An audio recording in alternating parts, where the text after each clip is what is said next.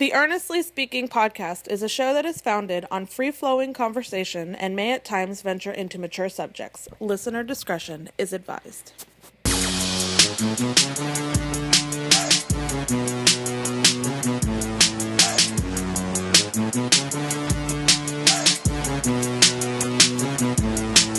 Earnestly podcast coming to you on July 26, 2021. How you guys doing? All right.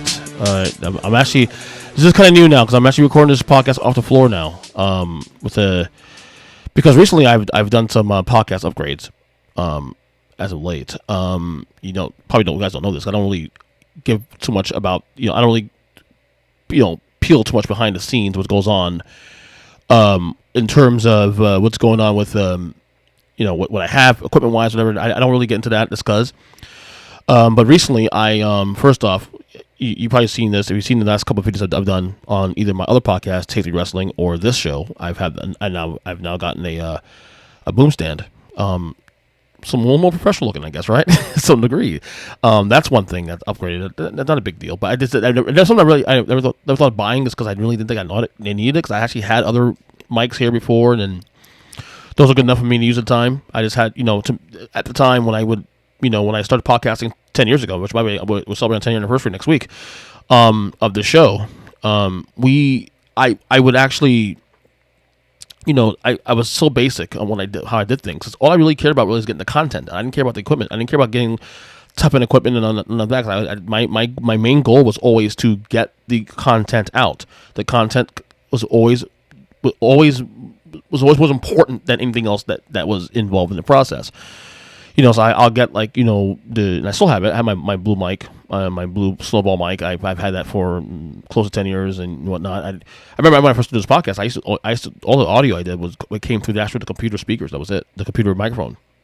Like some of those old shows actually sounded so garage band soundy. I didn't really prioritize equipment because again, my goal was to and this is when I was only doing sports. I was only doing sports material. My only goal was to make sure that I got content out every week. I do 2 shows a week, and maybe me and our friend here, Zach the Degenerate, and then a couple of friends come over once in a while for a round table, and we just talk about sports, and that was it. And the show's evolved through a long way.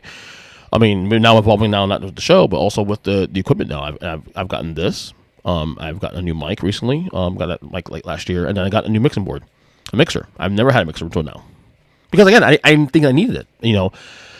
But we're trying new things in the future. Like we're going to have more guests on the show in terms of in-studio guests rather, at some point. And I want to be able to have the ability to do those things. And I don't know. I just kind of got to the point where I was like, you know what? Let's invest a little more in this. Let's really go for this. In a way where it's more. Look, this is a labor of love. This is in some ways a hobby, but it's also a labor of love too. I make some money on this thing to some degree. I'd like to make more money at some point. Would this be a great career to have, hopefully? Yeah, it'd be great having it as a career, but I do want to put more money into it. And so I decided, buy a mixer, buy a couple mics, and buy another mic, and hopefully we start doing more of that. So, but the upgrades we've been making, and I got obviously a ring light here, things like that. So I'm adding a little more and more things here and there to the process because, like I said before, I didn't really prioritize that stuff, especially when we weren't doing video much. We didn't do pretty much any video. I mean, here and there spots, video spots here, but I never prioritized video. I was always an audio guy, so I didn't really care about who needs a ring light and all this stuff. I didn't care. As long as I got the material, I didn't give a shit. Now I'm at a point now where let's really go for it. Let's really put some muscle into this thing. So that's why you've seen. That's why I've been a little more. I don't know. I guess I lost my thought right there real quick. But yeah, like I said, we put more money into this thing, and just a couple of things I want to put into it at some point. But I'm really happy with the direction we're going in the podcast and all that. But anyway, let's talk Olympics real quick. And let's talk about the USA men's basketball team. They were struggling at the gate. Lost the first game out the gate against France on Sunday. And to be honest, first of all, this is the USA basketball's first loss in Olympic play in 24 games. The last time they lost I believe, was in 2004. When I got the bronze, before they made their turnaround 4 years later, sorry about that phone thing here, but it's the first loss in 24 games at 24 Olympic games dating back to the 4, like I said. But also, this team, totally constructed with Kevin Durant and Drew Holiday and some old players of that ilk, Bam Adebayo, of course, Miami Heat. They have also lost 3 last 4 games, dating back to the start of the exhibitions process leading into the Olympic Games. So obviously, there was a lot of talk, initially, even after, before the Olympics, about this team going to win the gold. And then they went and lose the first game against France. And obviously, we're getting back to that point now. Well, is this team really good enough to win the gold? Here's what I will say. One thing we need to kind of, as Americans do especially, we have gotten to a point, we've gotten used to being this, especially with basketball, we become this, this country where, like, we know we're the best. And ever since the Dream Team in 1992, we've always been number one, aside from that one time in 2004 when they went bronze. But we need to understand something too, also, that the rest of the world is caught up with us, and a lot of reason why the rest of the world has caught up with us in recent years is because of us, because of the United States and that Dream Team, nearly 30 years ago, and what they did. The influence of the Dream Team from 1992 with Michael Jordan, Magic Johnson, Larry Bird, Scottie Pippen, John Stockton, you name it, Shaq, no, not Shaq, Christian Laettner, the only college player on that team. That team was so influential that many people, including myself, believe that team is what propelled other countries and other players in other countries to pursue basketball. And you've seen in recent years, especially in the last 20 years, and especially in the last 10 years, international play, even when the U.S. wins the gold, in previous Olympic stops and whatnot, they're much more competitive than say the Dream Team era was, because countries are caught up with us. In fact, a lot of these teams, these countries now have players that currently play in the NBA. France has Evan Fournier, who's a solid player with the Boston Celtics. Rudy Gobert, who was a defensive player of the year, I think 2 or 3 times now over. Jason Tatum's on that team as well too. So you have countries that have players that are making that do have impact also in the NBA currently. So a lot of we shouldn't be surprised. Now I agree that I would still say our roster, the USA roster, is still better than any other country. Let's be real about that. But we cannot be so arrogant to think that other countries have not made strides since then, because they have. They really have made strides since then.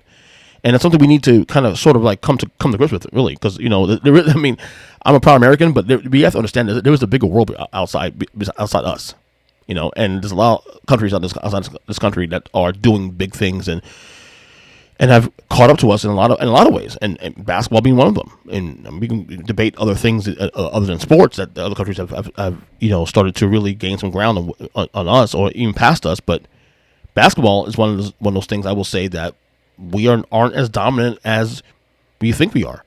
And that's not a bad thing either. I mean, competition is good. I've always said that competition breeds competition. That's why if the USA still wins the gold this year, which by the way, despite the struggles, I do think they win the gold. Now, I could be totally wrong. You can look at me in 2 weeks and say, oh, you got that wrong, whatever. It wouldn't surprise me to win the gold. Wouldn't surprise me at all. So that being said, I do think iron sharpens iron. Competition is good. We need to acknowledge other countries are on our level or close to our level. Not every country. Just a lot of countries are. We need to have to get to that point where we understand that. So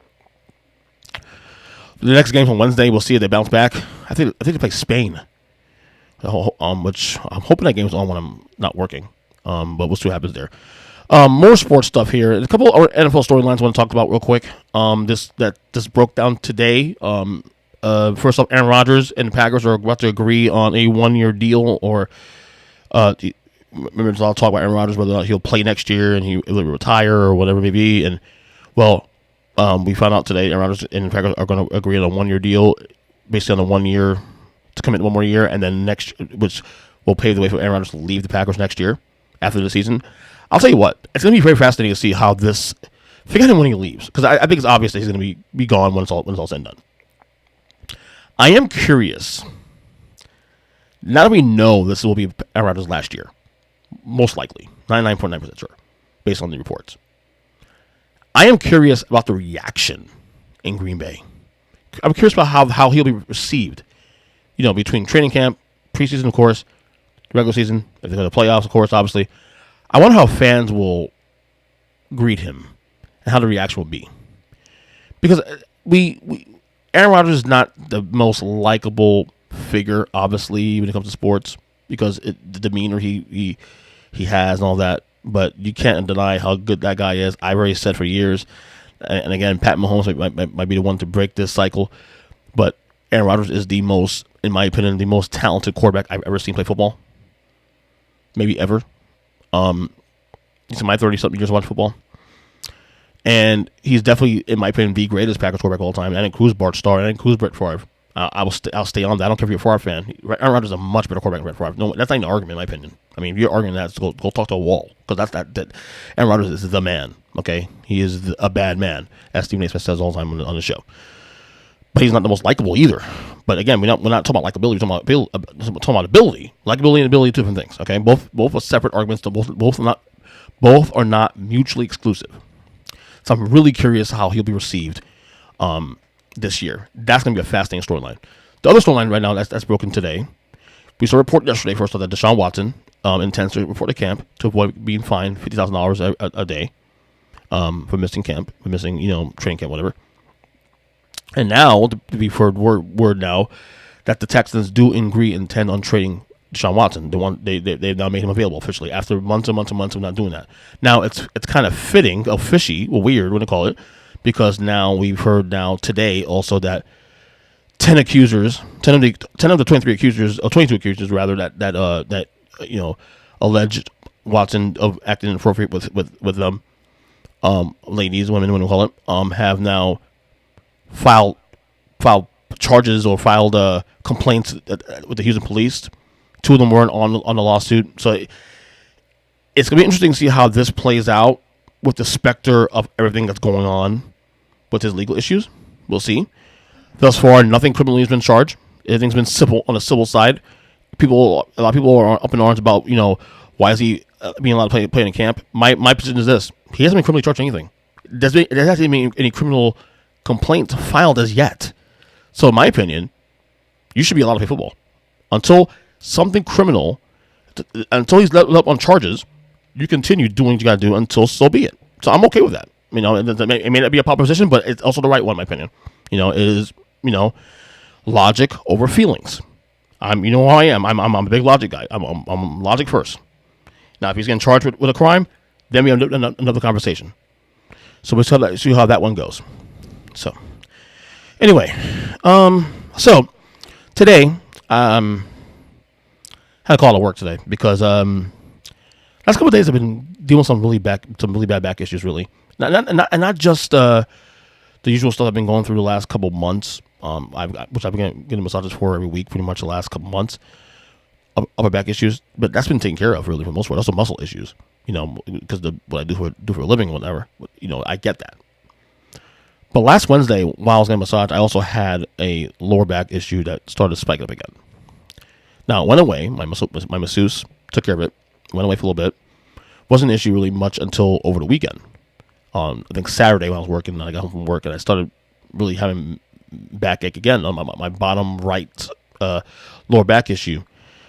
Went into yesterday on Sunday, of course, and that was another issue, another, tough day dealing with it, and then it was so bad that I called it work today because I just couldn't do it. I figured let me take a day off of work, some rest, because I don't have any days off together. Like my days off right now are pretty much separated, so I don't have like consecutive days to rest on my body, whatever. So I took a day off. So I asked my masseuse if she can come over today, to massage it, because normally do massages on Wednesdays. I decided to ask if she could come Monday, which is today. She agreed to do that. She came over today, and she worked on my glutes and all that and whatnot.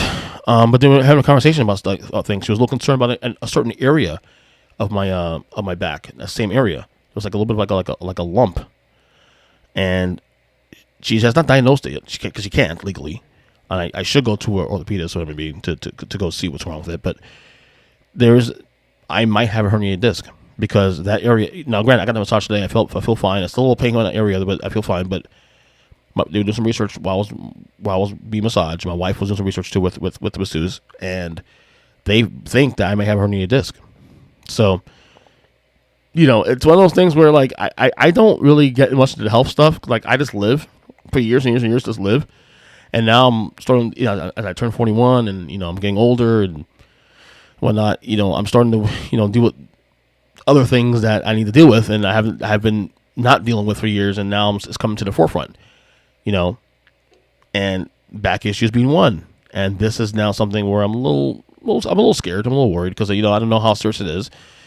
I hate seeing doctors. I hate getting needles and all that stuff. So, but I have to deal with it at some point. I have to deal with some point. So I haven't been diagnosed yet, but my wife really believes, she was saying tonight that she's 85% sure that I have a herniated disc, and she's pretty good in these things because her history of dealing with her father growing up with his issues he had medically speaking, she has learned a lot, and she's pretty well schooled when it comes to medical stuff.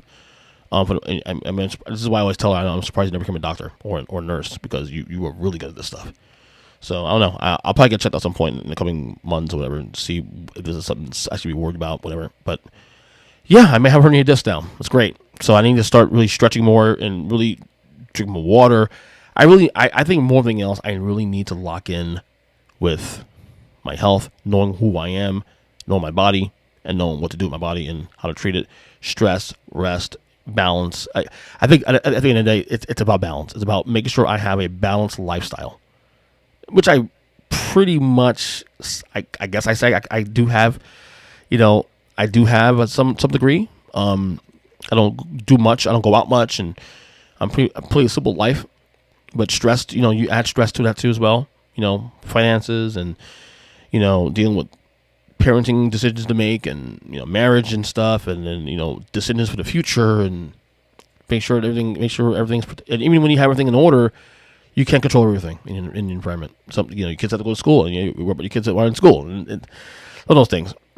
I will say today though, I got some good news because I don't normally, I've been doing this intermittent fasting now for about a year, but a little longer than that, but I really cracked down on it recently. I've started really, I go to work and I go around town and people tell me, oh, you look great. I haven't seen, you've been losing more weight. And again, this happened to me 2 years ago, and I didn't realize I lost a lot of weight, and I realized I lost 15 pounds. I not even knowing it.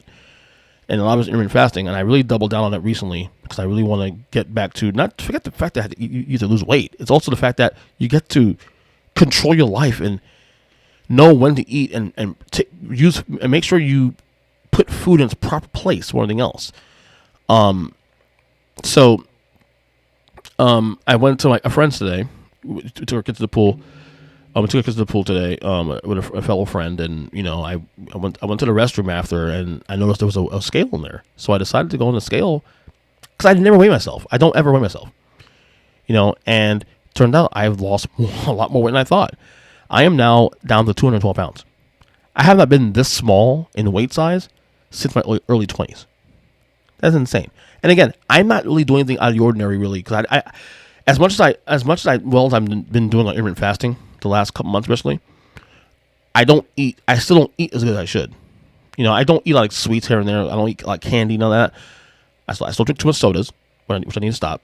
And it's a lot of, I could cut back on a lot of other sugary stuff and, bad carbs, whatever it may be, but I don't eat them outside my 9-10 hour graph. But, I'm now doing 212. I have not been 212 since I was 22, 23 years old. That's almost 20 years. It's crazy. And I'm I guess I'm proud of myself, but I also realized that if I really take it more seriously now going forward, I can actually get back to maybe under 200 pounds. Now, I don't have a goal of losing weight. I don't look at that of weight loss as a thing that I really look, I obviously want to be healthy. And with that, you hope that you shred off some, excess weight or whatever it may be. But my goal is to be healthy more than anything else. If I'm healthy at 212 or 220 or 180, it doesn't matter. I'm still where I need to be because I'm healthy. But it's actually something that now is kind of motivating me now to like lock in a little bit now and maybe start cutting out the things I don't need within the 8 to 10 hours I do eat during the day. So, but I'm really, it was kind of, it was been a rough day with my back issues, but it was kind of cool to see, like, hey, 212, not bad, man. I'm really doing a good job with this. So, anyway, before I go, one more thing I'll talk about here. I want to review a documentary I watched last night on HBO Max. It's Woodstock 99, Peace, Love, and Rage. Documentary produced by Bill Simmons of the Ringer Films. It's his first one, finally. I mean, it's funny. He's been on HBO, under HBO now for about 5 years, and I think he's only done 2 projects. Maybe it's his third project. He had the TV show that failed, of course, which is terrible, by the way. And then he had, I think, the Andre Giant documentary that he assisted on that came out in 2018, which is really good, by the way. But there's not much about HBO since then, that I've seen anyway. But I was looking forward to seeing this because my buddy of mine, Jason, sent this to me last night. I was just randomly putting my kid to sleep, and he says, "Do you see the documentary on Woodstock yet?" And I go, "No." And he said, "You got to check it out." And of course, he knows I like it because if you remember Woodstock '99 in the lineup that they had, the 3-day special, the bands they had on there set up to play, that's down my alley. Metallica obviously is on there. And you have Limp Bizkit, which I wasn't a huge big fan of theirs back in the day, but you could appreciate some of the things. Korn, of course, I was a big fan of. Seven Dust is on there. A lot of Chili Peppers, you name it. That's where it's at. James Brown. Now, history lesson here from me. Let me guess.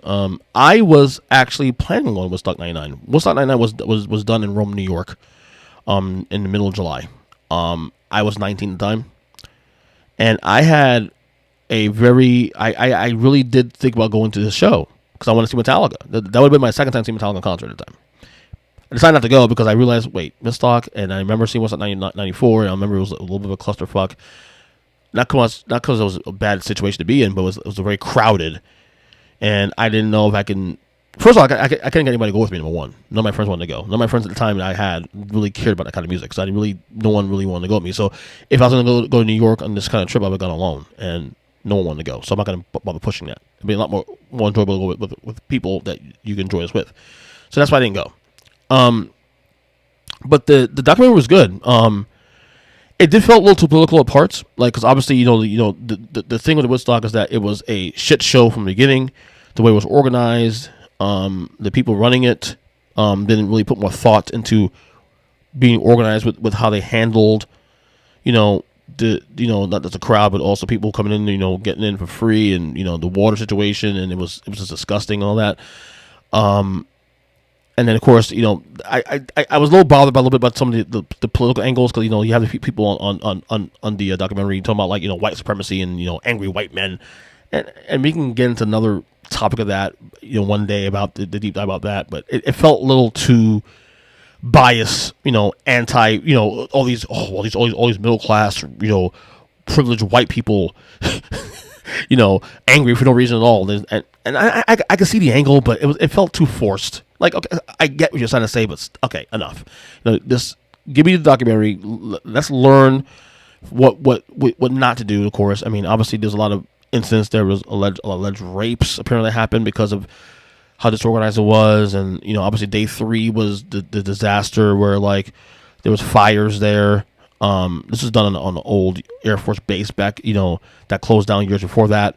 It was definitely a very good documentary in terms of getting another snapshot of where we were in 1999, in that time, the late 90s, where we were as a culture, not just with music, but also with politics and just culture, but counterculture also too, and why this Woodstock was not like the first two, especially not like the first one, and the relevancy of this festival and why it was out of touch at that point. It was definitely a documentary that you should watch it. I'm recommending it definitely. Like I said, it gets a little too politically, in my opinion, at times, a bit much. With it, even if you agree with what they're saying, you don't want sometimes the biasness to take over sometimes too. Also, but that's just my opinion. People may look at me here to say, "Oh, what are you talking about?" But anyway, but it's definitely worth it. It's on HBO Max. Definitely check it out. It's definitely worth the watch. I thought, for the record, because I love Metallica, it's my favorite band whole entire world. By the way, they announced another show to come down to South Florida here, not just now with the Rockville in Daytona, but they're now doing a show in a smaller venue at the Hard Rock here at Seminole Hard Rock in November, which I'm trying to go, hopefully go. But I got a feeling it's going to sell it before I get a chance to buy it because it's in a smaller venue, only 7,000 seats available, and I guarantee that will all sell out within the first hour or two. But looking back at the Woodstock, the show itself, like the concert itself, much as good as Metallica was, obviously, and love them I was never impressed with that set because I didn't think that sounded that great. Korn was the best band that night. The best band of the 3 nights. Korn, in my opinion, was the best act. That set from night 1 at like was it 9:30 at nighttime? They fucking crushed it. So yeah, check it out again. HBO Max. Woodstock 99. Peace, love, and rage. And that will do it for this episode of the Earnestly Speaking podcast. Again, I am on Twitter at EJChristian7. Check out all our platforms, of course. Especially YouTube. If you got YouTube, to subscribe to Earnestly Media on YouTube. And until then, we'll talk later. Love you guys. Take care and see ya.